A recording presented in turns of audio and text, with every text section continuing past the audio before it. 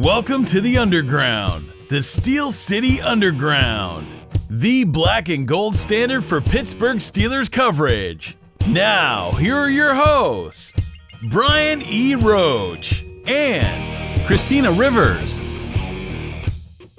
Hey everybody, welcome to another edition of the Steel City Underground podcast. My name is Brian E. Roach. As you all know, the host who does not like toast. Joining me today for another surprise extra special edition of the podcast is our frequent contributor, the beatific and wondrous Miss Tina Rivers. Tina, how you doing today? I'm doing great, Brian. Thank you, and I'm so excited for today.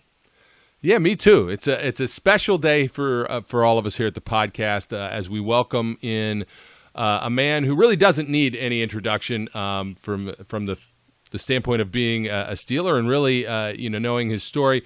We are really thrilled and excited to welcome Rocky Bleier to the show. Rocky, how you doing today? Hey, I'm fine, Brian and Tina. Thank you very much for having me on the show. You know, on this special edition, too, that's awfully nice. And the only reason it's a special edition is because of the fact I knew you had Merle Hodge on, and I couldn't let him go by himself, so I needed to get into some of his space. I say that only because Merle's a dear friend, and he's a great guy, as we all know, and a great Steeler player. So whenever I get the chance, I give him a jab here and there. And I don't blame you. That's right.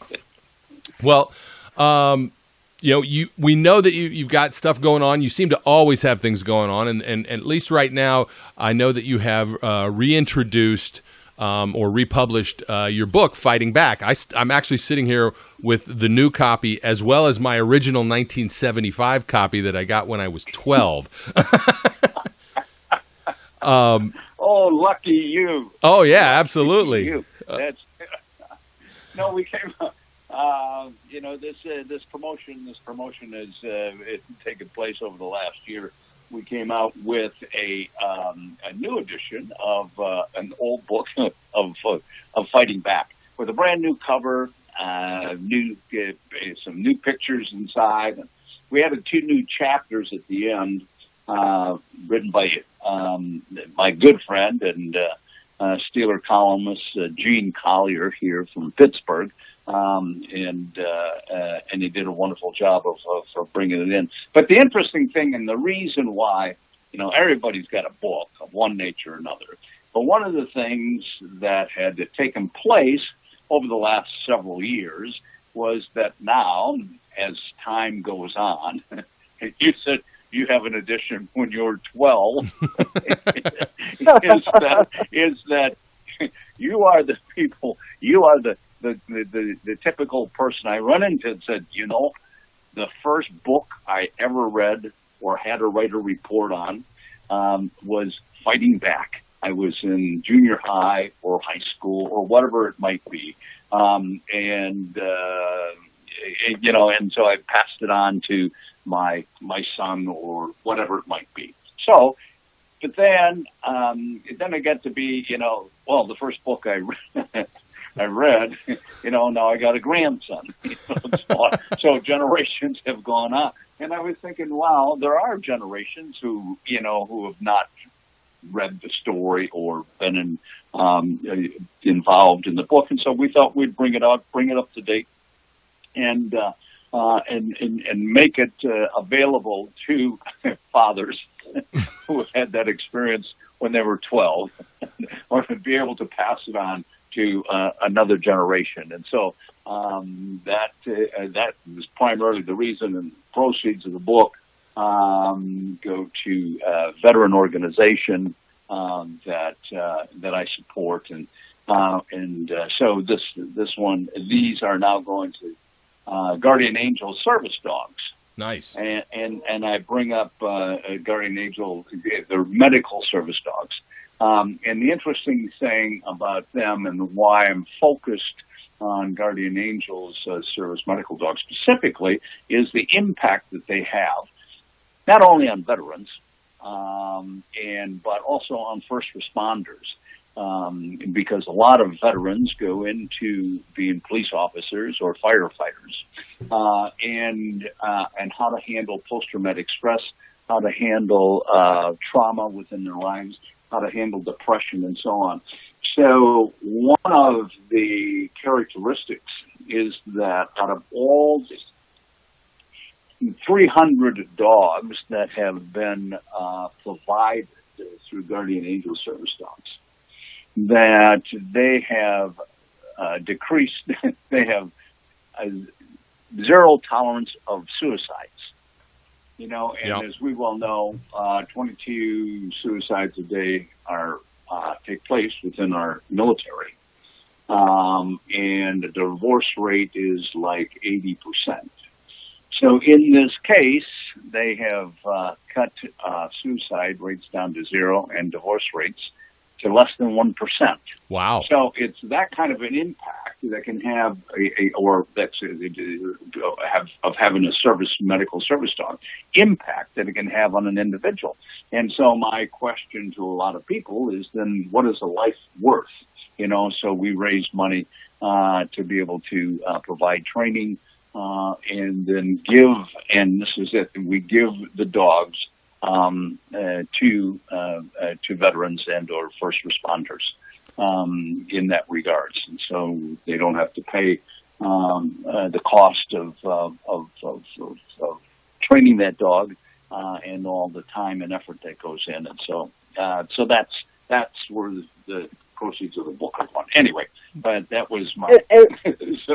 I would say, Rocky. I found out that Guardian Angel Medical Dogs was the proceeds for the book right now. We're going to that.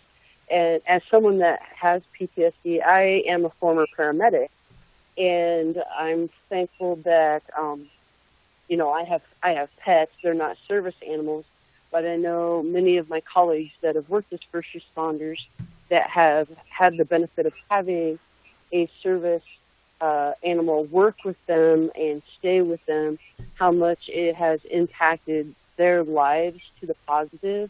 And I was excited to see that was the cause that you were giving the benefits to, because a lot of people in society, I think, don't realize that not just veterans, but other people, like you said, first responders, they deal with traumatic situations that their mind can't always process.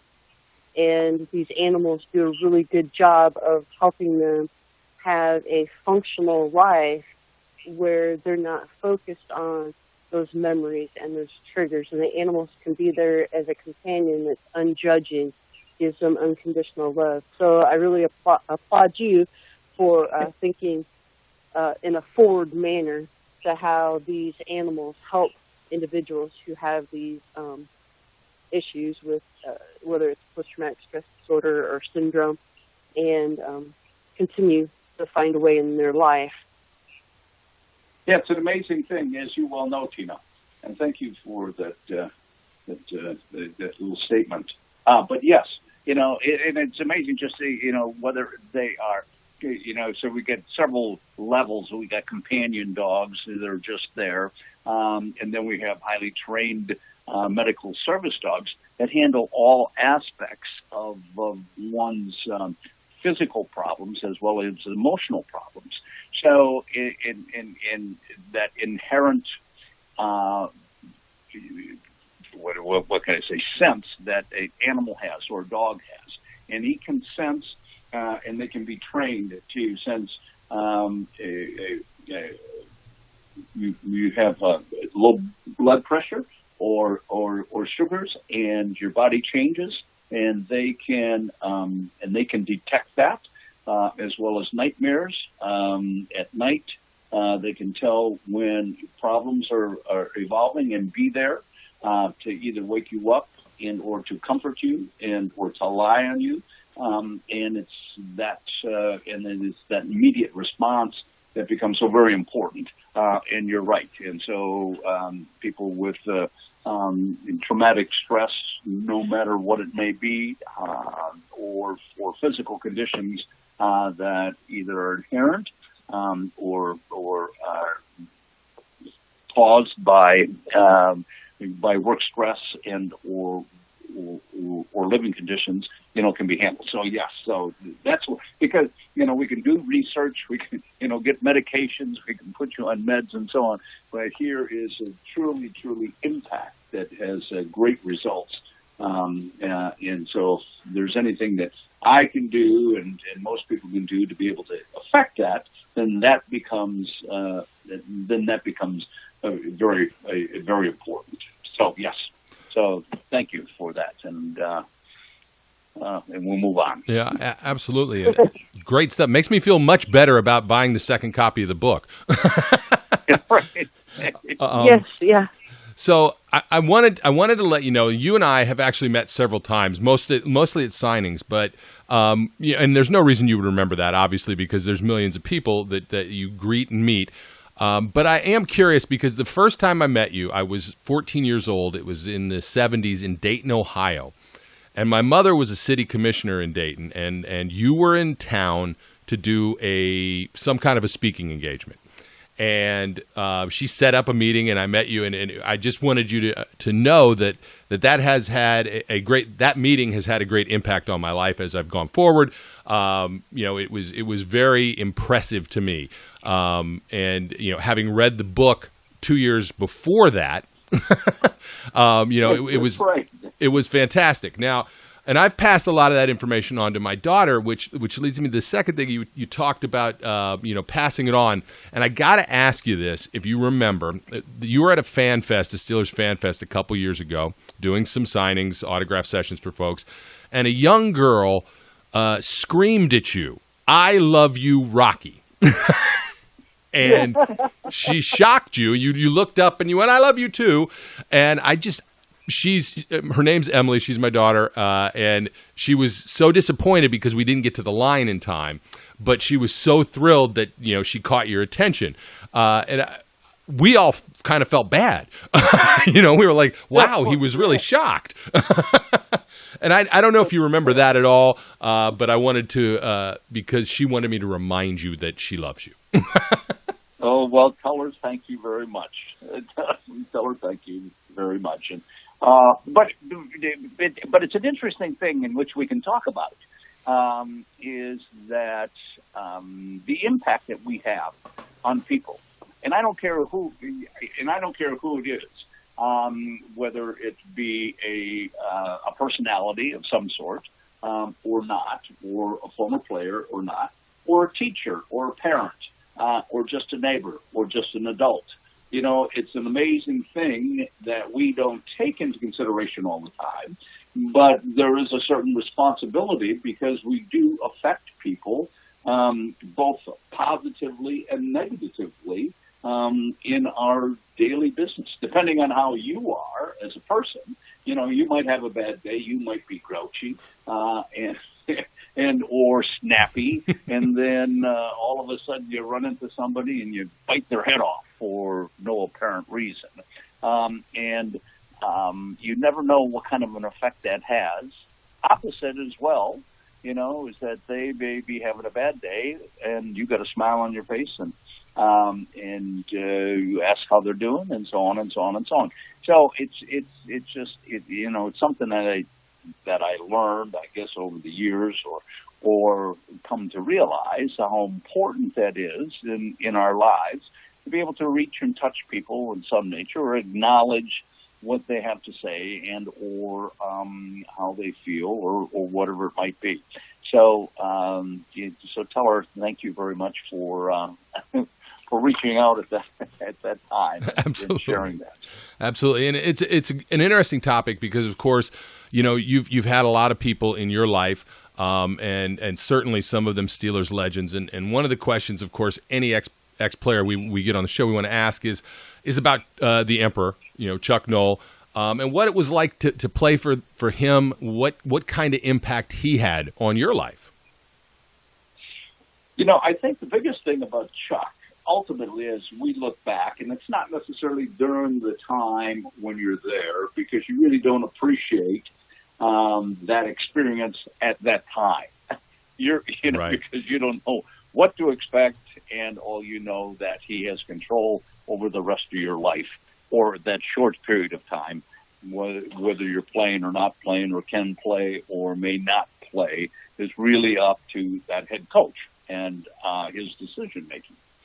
But the interesting thing about Chuck was that, and I guess I appreciated, and maybe my teammates appreciated as well, is that Chuck had a pretty pragmatic viewpoint about the game of football.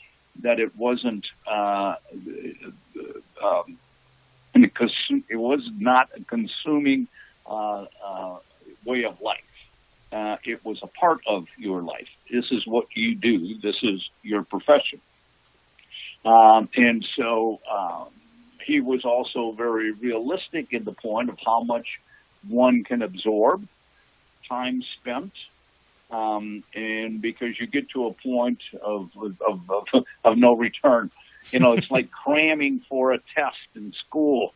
You know, you cram, and you're staying up till 2, 3 in the morning trying to get all that information. Well, there's a point where it has no positive return because you're tired and you're not assuming or consuming what that idea. And he felt the same way. So Chuck was a very knowledgeable guy. He never really talked about football outside of football. I mean, his interests, as has been written about and talked about, were varied. I mean, he was a prolific reader. He loved wine. He loved to cook. He loved to experiment. He loved the music. He played the guitar. So that was his life. He was more like a professor, an educator, and maybe that's how he saw himself. Not as a, yelling, screaming, wild kind of a coach. So you never got that. But as a head leader, we were talking about this at one time. How do you best describe Chuck Noll? And Terry Hanratty, former teammate, quarterback for the team, we played together in college, probably wrapped it up the best, in which he defined Chuck as really a laid-back person. Yeah. But he always made you feel uncomfortable. So it was that little edge of just uncomfort. He wasn't a yeller or screamer, as I said before. He wasn't a great halftime motivator. I mean, his philosophy on motivation, it's not my responsibility to motivate you. I don't have time to motivate you. My responsibility is to take motivated people and show them how to get better, how to play this game, and what to look for. So that was kind of his, philosophy. He wasn't a player's coach. He wasn't a rah-rah guy. He wasn't a hugger or, he was very, very handshake and a nod might be all that you got from him, and as well as a good game, maybe. And it was somewhat, at times, feeling forced. A lot of guys can come up and you feel like, well, that's part of them, Right. But it was like, Chuck was like an obligation. After the game, he must have read somewhere, I must shake the hands of all the players and thank them for the victory. kind of a deal. So, but you respected him, and so Andy Russo, who played linebacker for us, said at one time, he said, so he anticipated a specific play. He anticipated that the opponent was going to do something as he was on defense, and he made a mistake, and they got a big play and ultimate score on his mistake. And he was a veteran player. Right. Well, rather than, when he came off the field, rather than yelling and screaming and telling him he played it wrong, so on and so on, Chuck's response to him was, what were you thinking? Give me your thought process. I want to understand why you thought you should do what you did so that we can change the thought process. And so that was Chuck, and that's the way he approached the game and how he handled his players. I found interesting in your book, but just in your life story, that at the time it was paralleling that of the Steelers story. Things were doubtful. There was a lot of adversity that was standing in the way of achieving real tangible success, with odds stacked pretty high, but perseverance pushed both you and the team to success.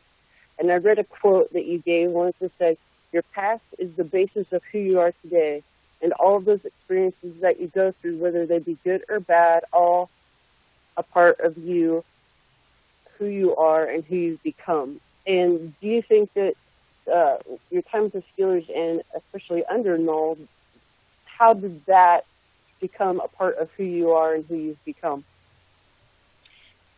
Well, I think at that time, and I'm trying to, you put things right back in perspective. So, and we're in our 20s, under Chuck, now in our 20s and into our early 30s. And even though, you seem older as you get in your latter part of your 20s and so on, but it's still a learning process, and you haven't defined who you are yet. Because of the lack of experiences that you've had along the way. And you make mistakes and you don't make mistakes, and you learn from those mistakes, but you also learn, from other people or situations. And in that regards, so part of who I was, and I don't know where it came from, was this drive to want to achieve or to do something. Now, part of that was that there's only certain things that we can control. You and me can only control, our things in our lives. The only thing I can control was my ability to get myself back in shape or into a position to be able to play this game. I couldn't control I couldn't control making the team. That was up to the head coach. So the only things I could do was to spend time in the gym, to work out, get myself in shape, try not to make mistakes, learn from your experiences, and get to a point that they may recognize that effort and give you a chance. And or they don't. For whatever reason, they release you or think that you can't play, and maybe tell you to move on, or they're not going to invite you back. But as painful as that may be, I think the point from my perspective was that at least, you have to tell yourself, I did everything I possibly could to get to this point. And ultimately, if it wasn't enough, then I can't really blame myself, because it's the best that I could do given whatever the circumstances are. And it wasn't my decision whether I could make this team.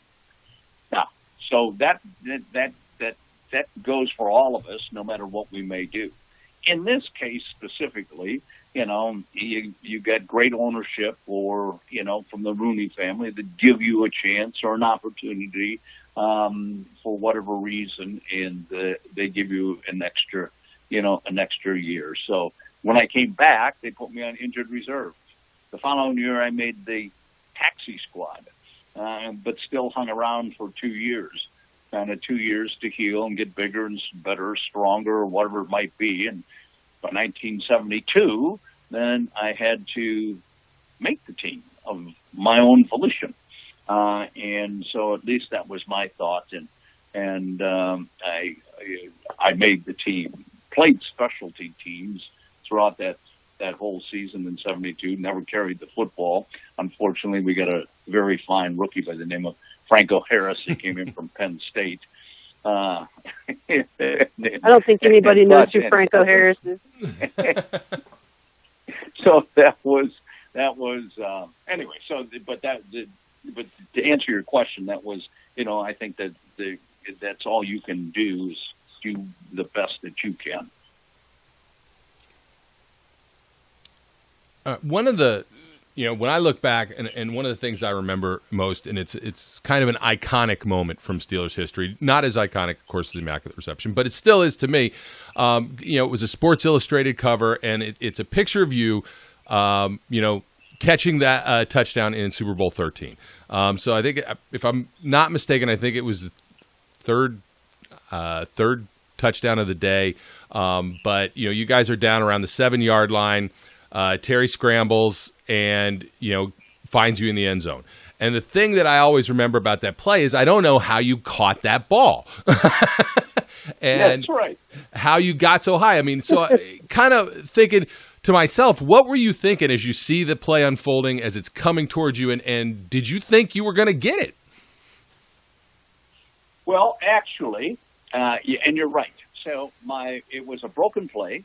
I mean, the original play that was designed was like a quick, arrow pass play down the line of scrimmage. Yep. It was a play action, Franco off, and then hit the running back, because all I had to pick up was 1 yard for a first down or 2 yards for a first down, and we thought we could, pick up the first down. Well, that was the play. Unfortunately, the linebacker jumped across the line of scrimmage, and so I couldn't go down the line of scrimmage, and I cut up inside of them and went upfield. Bradshaw scrambles to his right, and in that last second, or whatever it was, he throws me the ball. And in my mind, I'm thinking, like he's throwing it away, right, over my head, and we'll settle for a field goal. And so I leaped. When I leaped, I thought, if I could just get my fingers, on it and like tip it down or stop it or block it, and maybe it'll fall into my arms, that was my thought process very quickly. And when all of a sudden I felt a thud, like in between my hands, oh man, and so, ultimately it stuck and I caught it and we came down, so that might have been, in my mind, it was like 20 feet. The reality was probably 4 inches. But anyway, so how I jumped at that time. But that was my first feeling. I thought maybe I can knock it down, just block it or whatever it might be. But you bring. So here's another thing, and you bring that play up or that Super Bowl, given the fact that the Super Bowl's around the corner. And it's the 100th anniversary, and God, we're in Super Bowl 54, and that was 13. Yeah. And the other day, the amazing thing is this: in that game, you think you have a pretty good game. I mean, so I get one catch, makes the cover of Sports Illustrated. It's the identity of that game. And I happen to be going, and I don't know where I found it, but I looked at the statistics of that game. And what I ended up was, in that game, I only carried the ball once for 2 yards. I had one pass for 7 yards. And a touchdown. Yep. So that was it. Nothing else. And so I get the cover of Sports Illustrated for the cut, and I recover the onside kick at the end with their last desperate hope of maybe getting the ball back at Cowboys, and so I had 3 plays basically in that game. So, well, you made the most of them. Memorable plays. They were memorable plays. Memorable play. That's it. So there's a lesson there somewhere about, if you're going to make one play, make it a memorable. So Absolutely. people remember what it is. Now, I know your final touchdown of his career was against the Kansas City Chiefs. And speaking about the Super Bowl, with the Chiefs going head-to-head with the San Francisco 49ers in the Super Bowl this year, I was going to ask if that brings some of those memories flooding back. And do you have someone you're cheering for this year? Well, it's kind of interesting, and I'm going to tell you, I am rooting for Kansas City Chiefs. It's just that I would like to see them win. Now, we can have arguments. We can talk about both sides. We can talk about the 49ers and their great season, their ability to have a great defense and control the football as much as they have by running it, and ultimately in the past that seems to have won Super Bowls more often than not. But then you get this Kansas City team that's got great talent and has the ability to score at will or come back after great deficits to be able to play. They have a more mobile quarterback. And I also get a feeling from Kansas City, that they don't get rattled. Mm-hmm. They have a pretty great demeanor about them, no matter if they're down by 20 points or so. They just kind of feel that, they'll come back and they'll find a way or whatever it might be to win this game. And they've done that. So they've got that underlying confidence. But also, I grew up in Wisconsin. I was a Green Bay Packer fan growing up. And the first Super Bowl was against the Packers against the Kansas City Chiefs. Yep. And so I think it's been 50 years since they've been back. So I would like to, see Kansas City do that. But you're right, Tina. My last touchdown in 1980 was the last game I played at Three River Stadium against the Kansas City Chiefs. And I scored within the last 20-some seconds of the game to be able to win that game. So that was a great memory that I have of playing against the Chiefs. It's interesting because, the Steelers do a great job, and I'm sure other teams do as well, of keeping, the flag alive or the flame alive, so to speak, and taking guys and bringing them back into the fold consistently through the years, whether it's the 75th anniversary team, the Hall of Honor stuff. And, you've been back to several different things. What's it like for you when you go back and you get to, hang out maybe a little bit with the guys and then come out onto Heinz Field and that getting that recognition one more time? Well, yeah, obviously. Obviously it's always a great experience. One, because of the appreciation, I think, by the fans of those teams in the 70s and all those many years ago. And what really, maybe was the foundation or the establishment of Steeler Nation at that time. And very proud of being a Steeler fan. And so that will always linger in the history of Steeler fandom. And, that becomes very important. And so be able to get that recognition of the time spent, in accomplishments, is very worthwhile. It brings it all together. Plus the fact is that, you don't get a chance to see many of the players, except for those who live here in Pittsburgh, all the time. You lose touch. And it's much like, high school friends and or college friends. You were together through a period of time, and then life goes on. You may stay in touch. You may see one another every now and then. But then it's time to catch up. And there's some people we haven't seen in years. And so it's always fun to see what is happening, within their lives, or what had happened within their lives, or where they are today. And so we get to talk about that, and then the old times, And then there's always, something that comes up about training camp and being stupid and doing things that obviously no one else ever did in their life. All right. Now, you led me right into this. So I got to ask after that, what is your all-time training camp story? All time. Oh, I don't know. I mean, there are. I mean, there's some great story. I mean, there's just some great stories of training camp or of personalities within training camp. That Ernie Holmes. Remember Ernie Holmes? Oh yeah, Arrowhead. Played defensive tackle. Arrowhead Holmes. Right, Ernie Holmes. Now Ernie was the first 300-pound player that the Steelers had, and Ernie ate himself into the league and ate himself out of the league.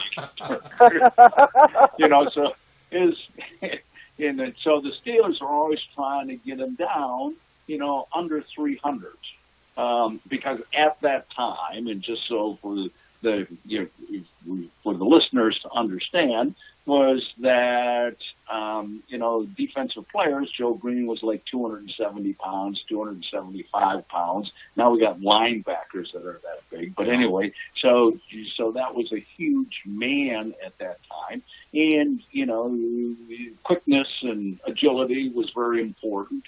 And so Ernie was like 300 pounds, and so Ernie, every camp they'd put him on a diet.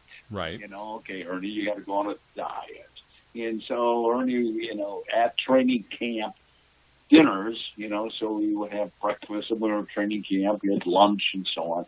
Ernie wouldn't eat anything at breakfast. He would have a small salad at lunch, and then he'd have a larger salad in the evening in front of the coaching staff and so on. But that. Then Ernie's biggest thing was that Ernie would greet the rookies. Okay, so now just to put training camp in context.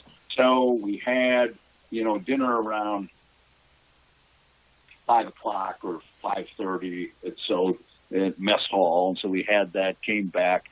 Then we usually had a meeting, like at 6:00 or 6:00 to 7:00, whatever it might be, 7:30, depending on and what your position coach needed to go over with.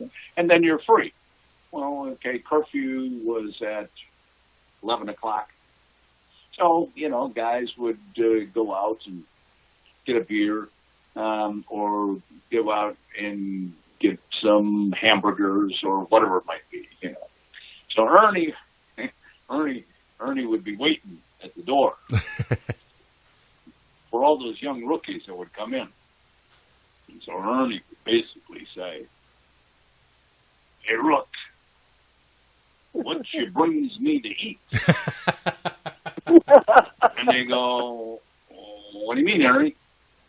What you got in that bag?" And he'd grab the bag, whether it be a McDonald's bag.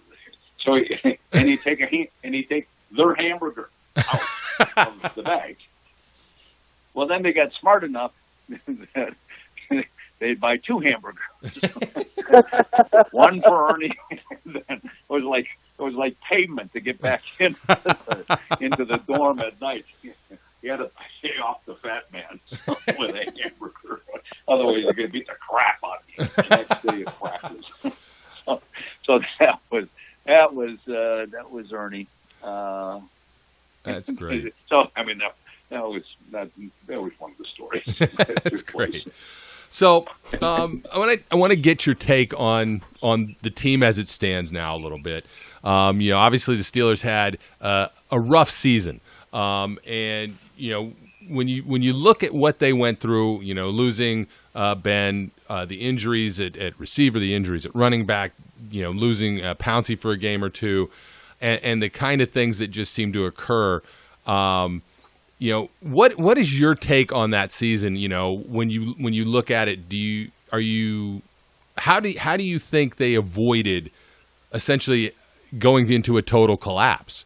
as opposed to finding a way to, get something out of the year. Right. Well, it's okay. So the interesting thing, the biggest critique about the Steelers had always been over the last recent years was their defense. Mm-hmm. And it's just the holes in the defense and the secondary linebackers and so on. They just didn't have a dominant, defensive player. Had some, they had some potential, but nobody dominant in that defense. And so eventually over the last couple years, and let's say we made some trades, we've got some good drafts, that they filled in those spots. And so last year, the defense came alive. The defense did their job, yep. Did what, needed to be done. So offensively, we struggled. Offensively, we and it becomes, and I'm going to say this. No one's going to ever admit this at all. Right. And is that there's a mental set that takes place that you're not at your how can I say? You don't have all your players, okay? Yep. You're not at the hole, all right? And you gotta kind of work, and you try to patch, and you got this, and so there's a certain lack of confidence that kind of prevails. And it's a different kind of feeling when you know that Ben's there, everybody's healthy, and you got your receivers and so on. As in years past, then you play up to a potential. Well, when those pieces start to miss, again, you start plugging holes and you start second guessing yourself, and you just kind of lose that dominant factor. That's what happened last year offensively. So what, we looked all right. We did come back. We made some, we won some games, maybe more than we anticipated that we should win. So they gave, some signs of growth. Okay. So let's honest and say, okay, where do we go from here? Yeah. Number one problem, Ben. What's going to happen? Ben goes into what? This is 17th season? 18th? 16th or 17th. Yeah, I can't remember for sure. You're right. Yeah, season. Ben's 39 years old, going to be 40. Okay. And he's got a major injury that he's going to come back from. Hopefully all that stuff heals, and he comes back and he becomes Ben of old. If that's the case, then okay, we're fine for a year. Now, what we're also looking at is an offensive line that is getting older. We got a great offensive line, but they've been playing together, and so they're getting up there in time. Mm-hmm. And okay, so our tight end. So we need a tight end to emerge, okay, within this passing game of ours. But we also need a running game. James Conner's been hurt, and I don't think in the long haul James is going to be he's a good running back. I don't know whether he's going to be that consistent all-pro running back that you need in today's game. And we got Snell. We got some, fine. So so what I need, and we don't have any future quarterbacks. Let's be honest. Yeah. We don't have any future quarterbacks that we can build this team on or turn it over. So coming into this draft, and I think we have an offensive line that can sustain itself, given and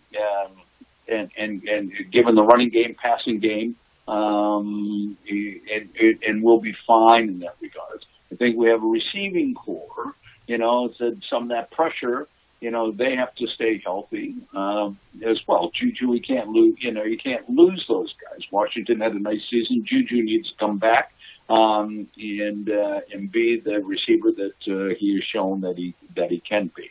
But we need to go back to that, to that running game, that dominant. So if we can get, what I'm leading to is that in this year's draft coming up. Yeah. So if you look at college football, is that in general, what kind of a class do they have coming out into the NFL? So the biggest plethora is of running backs that are there's probably maybe 8 running backs that can make an impact coming out this year. Okay. And so unlike the quarterbacks that were there a year ago, there's not that many. So anyway, so what we need to do is, with our second pick, I think, is to be able to find that running back that can complement to be a part of that backfield. So it could be, with James and Snell and maybe this third guy. Then I think we need to trade for a quarterback. There's no quarterbacks out there, really, that's going to be around, that's going to have any effect by the second round. They're going to, the 2 or 3 are going to be gone. And so I think what we need to do is maybe find a trade somewhere, of a potentially, backup quarterback that's not getting a shake, but has all the, potential of maybe helping, stepping up and making an impact. Right. So, a guy who can fill in if need be and give you that confidence you were talking about. And so one of the questions there is maybe if they're going to look a guy at what's Miami's backup quarterback sitting on the bench, was a rookie last year, Josh Rosen, right? Is that right? Right. Yeah, that's it. And is that he might be able to be gotten for a 4th round pick somewhere if. And you might risk that just to be able to get that potential. Anyway, gotcha. So that's my feeling about where our good Steelers are at. Well, I'm on board with you with the running backs. I've been quoted as saying I'm JK all day because I'm a big Buckeye fan and J.K. Dobbins is my man. So right. Oh yeah. My thought is if he's there in the second round, which I don't know that he will be, but if he was, man, I'd love that. Not taking anything away from James Conner, as you said. The problem is, James is a great story. There's some parallels to yours with his. Obviously different causalities, but he just hasn't been able to stay on the field. And as they say, the best ability is availability, and hasn't been there. So, you're right. So yeah, all right. That's in your mind, that's you did a fantastic job of anticipating my questions coming up. So now I got to scramble. That's right. Okay. The one other thing I wanted to ask you about because there was a play called The Chief, which a lot of people outside of Pittsburgh wouldn't get a chance to see, and they finally released it on something. And of course, you've done your The Play, which is your one-man show, and I know I'm curious as to how that transpired and what that was like for you. Basically, taking the stage and becoming that kind of a performer. That was I tell you what, it was a great learning experience and a great opportunity, and I say that.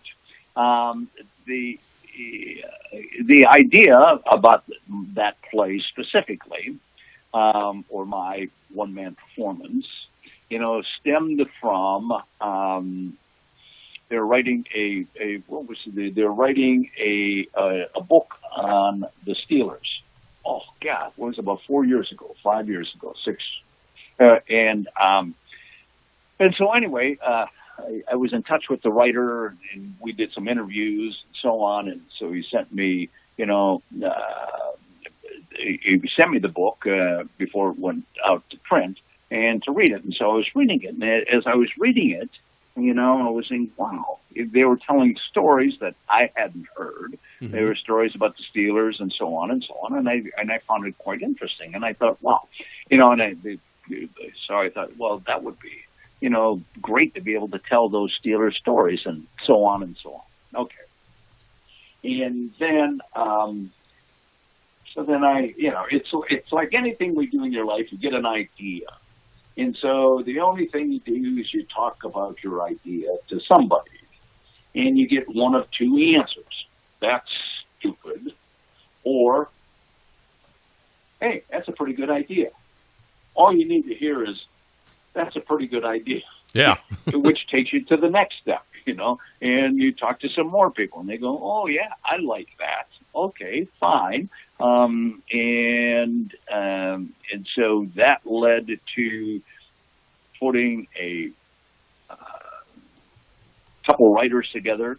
And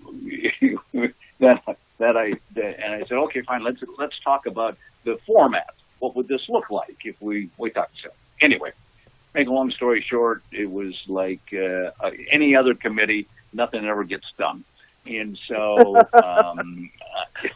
So then I had got Gene Collier, who wrote The Chief, and sat down with Gene.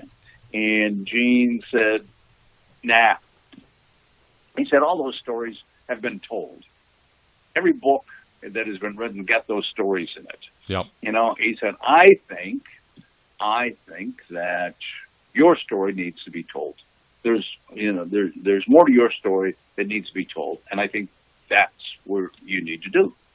And so I go, oh, okay, fine. Then you get somebody else say, yeah, that's a pretty good idea. Then all of a sudden I hire Gene to, write a play. And he does. And then I get some people to back it. And then we got Heinz Hall, and then we get, an extravaganza. Then I have a very good friend who's a marketing guy, and he goes, oh, we're going to have a one-night extravaganza, a show, we'll raise money, we'll sell tickets, we'll do this, and we'll get corporate sponsors, blah, blah, blah, blah, blah, and all of a sudden your head's spinning. And so that was the start, and ultimately to go through that whole process. So we had to get a set built, raise money, and that, and it was, it was a great experience to be able to do that. And so that's how it started. That's, what it was about.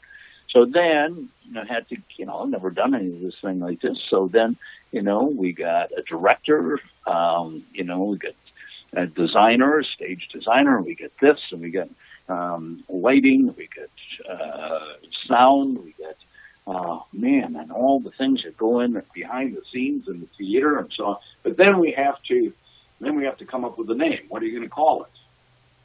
What's the show going to be about? And so I think I had a couple of drinks. I don't know. I would, could have been. I don't know. Anyway, it was in my mind. I said, well, nobody's going to remember it. I said, nobody's going to remember whatever we call it, whether it be Fighting Back after the book. I hadn't thought about that really, but, or whatever, because people are going to go say, hey, did you see, what's the name of it? Come on. The play with Rocky Bleier. Did you see that? And so I said, rather than having to go through all that, we'll just call it The Play with Rocky Bleier. That's how the name came That's great. of it. So so people think the play that could have been the touchdown we talked about before, or my Kansas City game or whatever. But anyway, the real story behind it was just that. Awesome. The Now, play. Much like the Chief, a lot of people aren't going to get the opportunity to see this. Is there any thought to expanding that, doing it again, maybe streaming it or putting it out on DVD? Yeah. So we will perform it this year, and we will take it on a little tour. I think we'll be in Gettysburg, we'll be in Fredericksburg, we'll be in Buffalo. Nice. With the play latter part this year, in August specifically, and working on taking it to Moline, Illinois, down in the Quad Cities. Okay. That could be as soon as April. So we're, doing it and so that's, that's where it sits right now. And part of it is we can do it. We can. The biggest part is the cost of transportation of the set. Yeah. In putting the set together and so on. We could do a stripped down version, and but I've been hesitant about doing that. So. Well, I'm going to keep my eyes peeled for Gettysburg because that's near my neck of the woods, and I can try and get to that one. Yeah, that's right. I can get to the Quad Cities one. Yeah, the Quad Cities I would definitely go to. Yep. That's right. You're over in Iowa. I forgot. That's right. Yeah. Yeah. So I got two more things to hit you with before, and again, thank you. You've been extremely generous with your time. We greatly appreciate it. But you talked about this being the 100-year centennial, and in some ways, this feels fitting to me that finally, Donnie Shell gets in the Hall of Fame. What's your opinion of that? And is there are other names that are in Steelers legend that many of us feel like LC and Bill Nunn should be in the Hall and aren't. But what's your take on that? Well, it becomes so. The take on the Hall of Fame is, and I'm going to. It becomes difficult to get players into the Hall of Fame, or more players, specifically when you have a plethora of players now that represent. We got now with Donnie 10. Prior to Donnie, there's 9. We have 9 people in the Hall of Fame, including Chuck Noll. Yeah. And I think there's 9. So Donnie, that makes 10. Steelers, okay. So now, and you think about this. So you go, okay, fine. So we get 2, Bill Cowher, Donnie Shell, Yep. going in this year because of the 100. Okay. So what's going to happen over here with Palomalu? Palomalu. And Faneca. Yeah. And you're right. And Faneca. 2 obvious choices, but yet it's a vote. So we're going to say, hey, we really can't put 4 Steelers in this year. Yeah. Really, let's be honest. Sure they can. Sure they can. Oh, sure they can, but they're not going to, So we get Donnie in, and for his career, and Bill Cowher. And so it will be interesting. And I'm going to say that because it hasn't been announced yet of whether those 2 will get in. And Faneca should as Palomalu. But Faneca should, given 9 Pro Bowls, that he was and be a dominant player that he was, and so on. They should. Palomalu was so we also got Hines Ward that's sitting out there too, from an impact player, that people don't talk about. So all of a sudden you get overwhelmed with one team and so on and so on. That becomes very, very interesting. There is, I don't know whether you're going to have to look this up, which was interesting. It is the Professional Football Researchers Association. Okay, and it's called the Hall of Very Good. Okay, so they started this in 2002, so 18 years ago, to honor outstanding players and coaches who are not in the Hall of Fame. Okay, now some of these people eventually got into the Hall of Fame, but originally they were on the Very Good Hall of Very Good. Gotcha. and you take a look at and you go, oh wow, I thought he would be in. Why wouldn't he be in here? How come he's not in here? In the Hall of Fame, and they're not. And so you can see how difficult it is. And then what happens is that people lose not interest, but just kind of forget. It's like Andy Russell. Yep. And I think Andy, deserves, given other people that have gotten into the Hall of Fame, deserves to be in the Hall Absolutely. of Fame. He was an all-pro. He was an all-pro linebacker on a losing team. Yeah. And in the '60s and so on. But anyway, but that's what happens. So from a voting, group out there, and you're going to say, well, I don't really think, we've got two this year. I don't know whether we get Faneca, and or Polamalu in this year, but they're going to be in. They're going to be in. They'll get in next year or the year thereafter. They will get in. Blah blah blah. So that becomes, we really need, because people around the country start voting for their players. Yep. I don't know. We really don't have any Seattle Seahawks in, or whatever it might be. So that's what happens, and it becomes somewhat political in that realm. Gotcha. And then I guess So anyway, we're happy to have Donnie absolutely in there. That's right. Yeah, we're going to keep our fingers crossed that it's a 4-pack. Right. Yes. Yeah. So the last question. This is directly from our Lord of the Manor, Joe Kuzma, who wishes he could have been here today, but isn't. It's his favorite question to ask everyone. And if we don't ask you this, he'll beat us. So and he might literally beat us. I don't know. So we will ask, and the question is this: tell us, and this may be difficult because you're Rocky Bleier, and from a Steelers Nation standpoint, people know who you are. But the question is, tell us something that we don't know that would be surprising about you. Oh, yeah, sure. You couldn't give me a heads up on that one.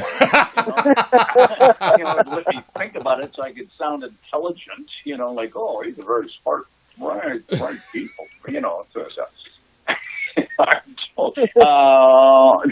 That is, what? What can I tell you? What can I tell you? Did you? I don't know. I mean.